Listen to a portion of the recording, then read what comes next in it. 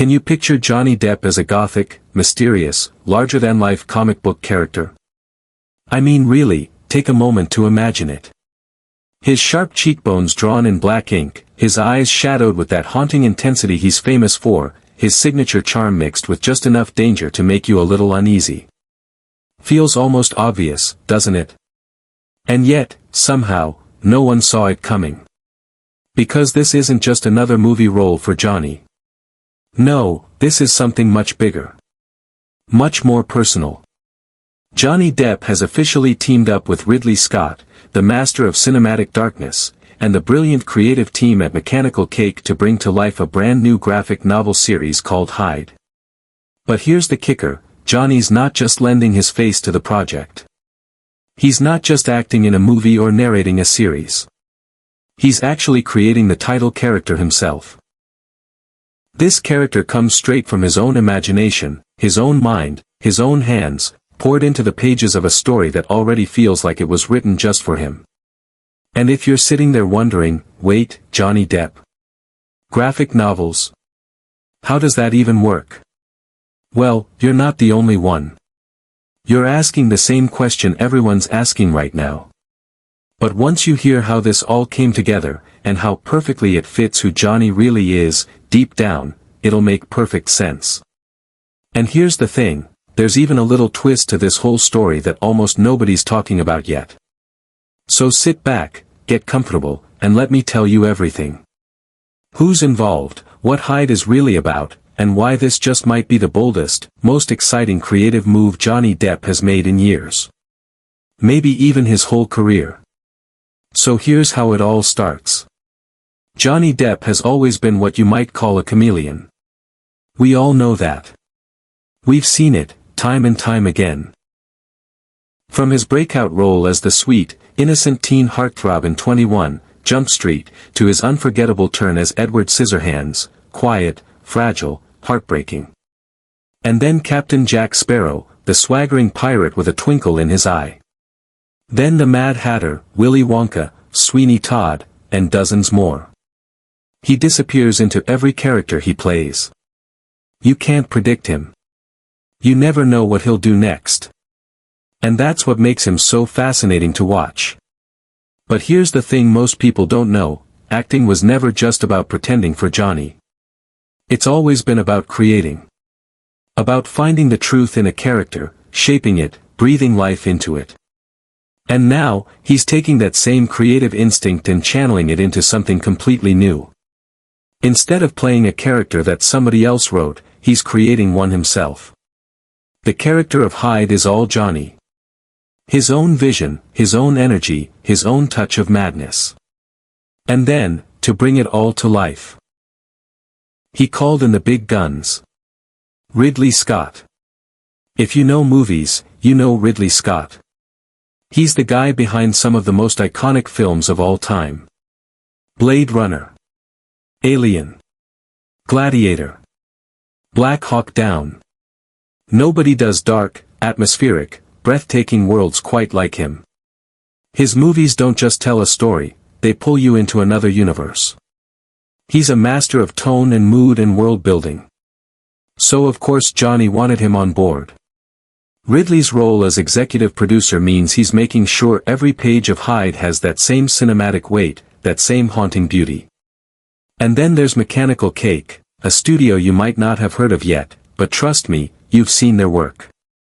They're known for creating edgy, unforgettable visuals that stick in your mind. They're the ones who will take Johnny's vision and Ridley's atmosphere and turn it into stunning, ink-on-paper art. Together, the three of them, Johnny, Ridley, and Mechanical Cake, are building something that already has fans buzzing. You can almost feel the excitement building. But what is Hyde, exactly? At its heart, it's a reimagining of the classic story of Dr. Jekyll and Mr. Hyde. You know the one. The brilliant doctor who creates a potion that splits his good and evil sides, turning him into a monstrous version of himself. It's one of the most famous tales about duality and human nature ever written. But this isn't just a retelling.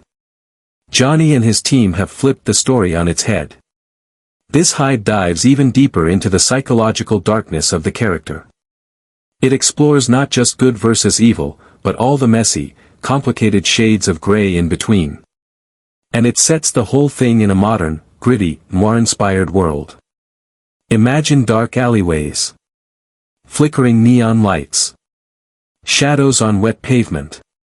And at the center of it all, Hyde. And from what we've heard so far, Johnny had his fingerprints all over the character's design.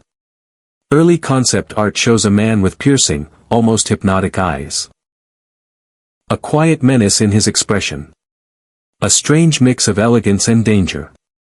You can see Johnny in it immediately, his love of the gothic, the broken, the beautiful and terrifying all at once. And you can just imagine the kind of dialogue this character will have. Clever. Cutting. Magnetic and witty, but always with a dangerous edge. That's the kind of thing Johnny has always excelled at. Now here's something a lot of people don't realize, graphic novels aren't just for comic book nerds anymore. Not even close. Over the past decade, they've become a place where serious artists, writers, actors, and directors go to tell stories that don't fit neatly into a 2-hour movie. They're this incredible creative playground. And the fact that Johnny is stepping into that space now, that tells you just how much freedom and potential it holds. And here's a little insider tip.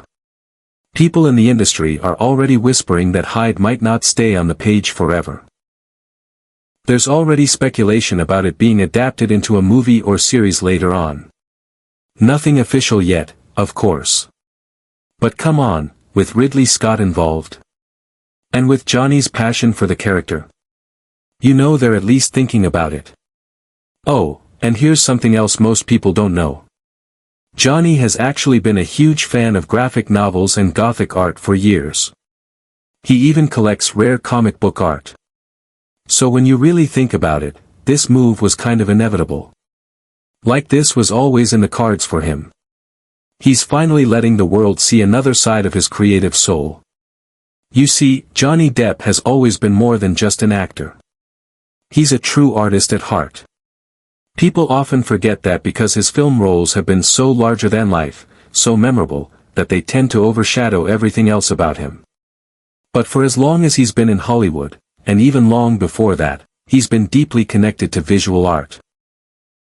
In interviews over the years, he's often described himself as a painter first, then a musician, and almost reluctantly as an actor. He's admitted that acting was something he fell into by chance, thanks to a lucky break and a few good friends. But his love for the arts, particularly dark, emotional, expressive forms of art, has been with him since he was a kid. As a teenager, long before fame found him, Johnny used to spend hours sketching in his notebooks. He was drawn to surreal, almost haunting imagery, faces with hollow eyes, figures caught between beauty and horror. He once said that for him, drawing and painting was like therapy, a way to work through the chaos in his mind. That habit stayed with him, even as his life became a whirlwind of movie sets, awards shows, and paparazzi. Many nights on location, when everyone else was out partying or sleeping, Johnny would be alone in his trailer, quietly painting or sketching by himself. And then there's his love for comic book art. That goes even deeper. It's not just that he enjoys reading graphic novels, he's been collecting original panels and rare prints for decades. In fact, his collection is rumored to include some of the most sought-after pieces in the world. Vintage Batman and Sandman pages, obscure European Gothic comics, even limited edition works from underground artists who never achieved mainstream fame but left a lasting impression on him. Friends have said his home is like a gallery, with walls lined with these dark, intricate works of art, each one telling its own story. His taste in comics has always leaned toward the strange and the melancholy. He's fascinated by characters who wrestle with their own darkness, who live in the gray areas of morality. Which, if you think about it, perfectly mirrors the kinds of film roles he's always been drawn to, the broken, the eccentric, the misunderstood. You can see that same sensibility reflected in every character he's ever played. What makes this even more interesting is how private Johnny has been about this part of himself. He's never been one to show off his collection or brag about his knowledge of the art form. To him, It's always been something very personal, very sacred, a safe place he could retreat to when the world outside became too loud. But now, with Hyde, he's inviting all of us into that world. He's opening a door to a part of himself that he's kept hidden for so long. And you can tell he's been thinking about this project for years. You don't just wake up one day and decide to create an entire graphic novel series from scratch. You can almost imagine him sitting in his studio late at night, surrounded by his favorite pieces, flipping through pages of his collection, sketching ideas, imagining what kind of character he'd want to bring to life if he ever had the chance. And now that chance is here. It's almost poetic, really. After decades of playing other people's creations, Johnny finally gets to craft one of his own. And not just any character, but one that seems to embody everything he's ever loved about art, stories, and even himself. Dark, complex, full of contradictions. Beautiful in a way that's a little scary. Scary in a way that's strangely beautiful. That's Johnny in a nutshell, isn't it? And what's so special about this moment is that we get to see his artistry in a whole new light. We get to witness what happens when an actor becomes a creator, when a performer becomes an architect of his own universe. It's rare. It's exciting. And it feels completely authentic to who he's always been. So yes, when you really stop and think about it, this move into the world of graphic novels was inevitable. It was only a matter of time before Johnny Depp's love of the gothic, the strange, and the beautiful found its way onto the page. And now, finally, he's letting the world see another side of his creative soul. One that's been there all along, quietly waiting for its moment. And now that the moment has come, you just know it's going to be something unforgettable. And now, I want to know what you think. Do you love the idea of Johnny Depp creating this dark, twisted, unforgettable character? Do you want to see more of him as a creator, shaping stories in his own way? Or do you kind of miss seeing him on the big screen in blockbuster roles? Be honest, there's no wrong answer. Drop your thoughts in the comments. I'd love to hear which side of Johnny you're rooting for. And hey, if you're as fascinated by his creative projects as we are, don't stop here. We've got another video all about his surprising art career after his big legal battle. You won't believe some of the pieces he's already sold, and for millions of dollars, no less. That one's definitely worth a watch. And of course, if you enjoyed hanging out with me today, do me a little favor. Go ahead and hit that like button. It really does help the channel grow. And if you want more stories like this, the kind of stories that go behind the headlines and show you the real creative spark, then subscribe and ring that little bell so you never miss a thing. So, are you ready to meet Hyde?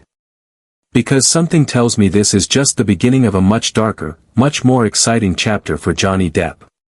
And I, for one, can't wait to see what happens next. Thanks for watching. See you next time.